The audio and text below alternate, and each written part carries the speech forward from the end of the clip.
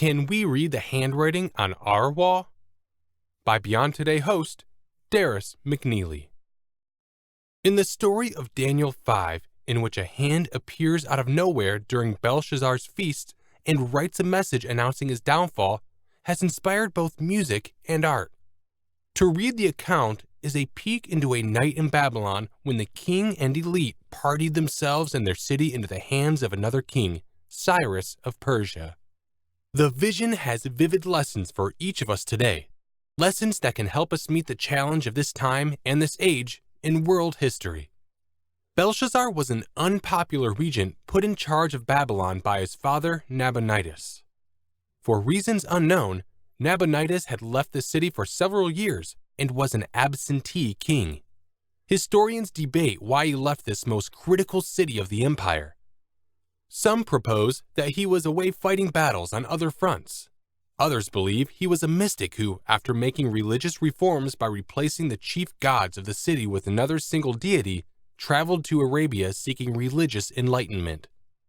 This latter possibility is interesting in light of the witness of the one true God given to King Nebuchadnezzar by the prophet Daniel.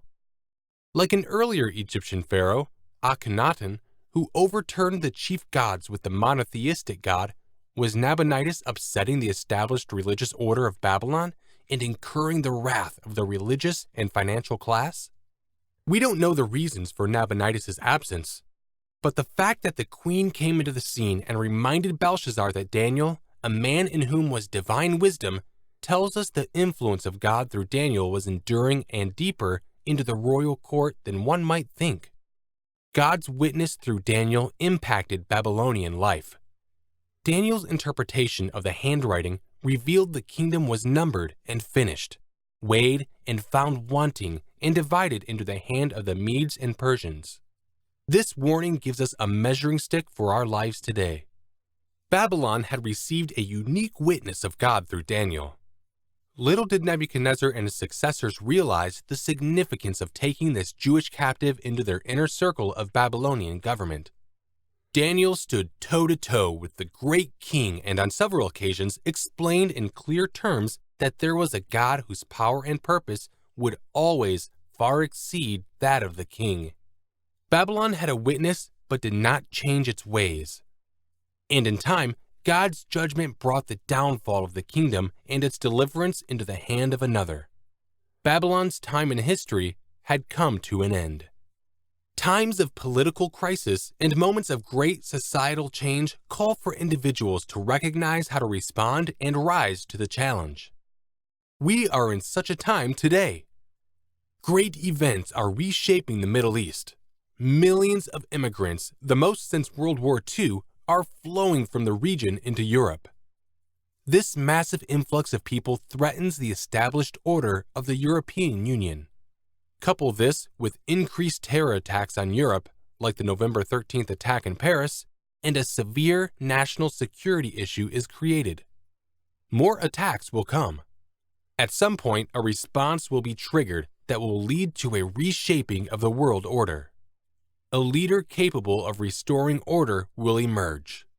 No one among the present European leaders seems capable of standing up to this crisis. America's historic role of bringing order to chaos is fading.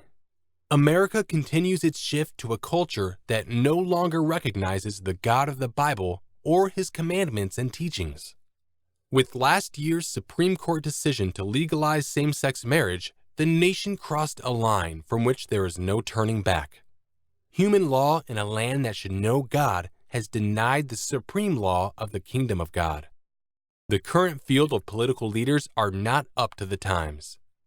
These and other examples show increased antagonism toward any who would argue for the rule of God in any part of modern society. With the majority of Americans shifting to acceptance of immorality, we are moving toward a climate where teaching God's standard of moral behavior will bring direct opposition, even from the law of the land. We have entered a time when God will be seeking those who sigh and cry over the abominations plaguing our society. Ezekiel 9:4. Will you stand against the culture of today's modern Babylon? Will you seek divine wisdom, just as Daniel did. Daniel gives us an example to follow in our time. He refused to compromise with God's instruction in the face of convenience and temptation. He wasn't afraid to talk about God and explain the will and purpose of the true God, even when it could have cost him his livelihood and even his life. He prayed 3 times a day and wanted to understand the times of his life and how they fit into God's plans for the nations. By living a lifetime of faith, Daniel gained insight into life, his own life, and God's plan for all nations. Here's a vital lesson to take away from this story.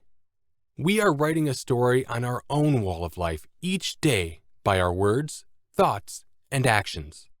We must see God's hand in history and in our lives. A day is fast approaching when we will be numbered and weighed. Will we be found faithful?